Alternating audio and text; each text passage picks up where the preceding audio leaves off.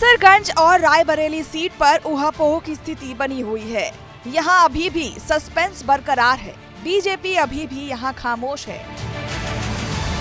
दोनों ही सीटों पर 3 मई को नामांकन का आखिरी दिन है। कैसरगंज में विरोधियों को बीजेपी के ऐलान का इंतजार है, तो वहीं रायबरेली में बीजेपी को कांग्रेस के ऐलान का इंतजार है।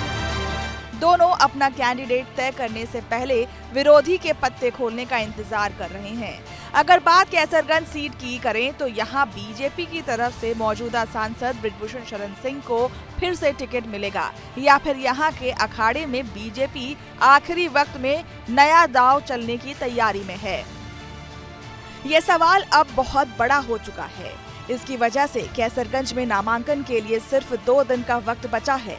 3 मई की शाम को यहाँ नामांकन का समय खत्म हो जाएगा और वोटिंग 20 मई को होनी है, लेकिन अब तक सस्पेंस का पर्दा नहीं उठा। आपको बता दें कि बृजभूषण शरण सिंह यहाँ बीजेपी के सबसे दमदार नेता माने जाते हैं, लेकिन उन पर महिला पहलवानों के यौन शोषण के गंभीर आरोप हैं। इस मामले में वो फिलहाल बेल पर हैं। इस केस में दिल्ली की राउज एवेन्यू कोर्ट में 7 मई को आरोप तय होने हैं। ऐसे में बीजेपी सावधान है, लेकिन अब वक्त के नाम पर गिनती के घंटे बचे हैं और फैसला लेना वक्त की जरूरत बन गई है। दिलचस्प तो ये है कि कैसरगंज से अब तक सपा और बीएसपी ने भी उम्मीदवार घोषित नहीं किए हैं। दोनों दलों ने अपने पत्ते नहीं खोले हैं। समाजवादी पार्टी तो साफ कह रही है कि बीजेपी के फैसले का इंतजार है। वहीं बात अगर रायबरेली सीट की करें तो यहाँ पर भी अब तक उम्मीदवार घोषित नहीं किए गए हैं। यहाँ भी कैसरगंज जैसी स्थिति बनी हुई है।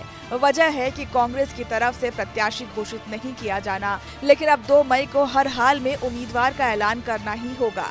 इसलिए इस सस्पेंस का आखिरी काउंटडाउन सबका ध्यान खींच रहा है। इस बीच सूत्रों के हवाले से बड़ी खबर आ रही है। दावा है कि सोनिया गांधी ने राहुल प्रियंका से बात की है। सूत्रों की माने तो सोनिया ने दोनों से रायबरेली और अमेठी से चुनाव लड़ने पर फिर से विचार करने को कहा है। सोनिया ने दोनों से कहा है कि अगर आप चुनाव नहीं लड़ते तो ये बीजेपी को जानबूझकर जिताने के बराबर होगा। अब ये देखना दिलचस्प होगा कि भारतीय जनता पार्टी, कांग्रेस, सपा और बसपा रायबरेली और कैसरगंज पर क्या फैसला करते हैं।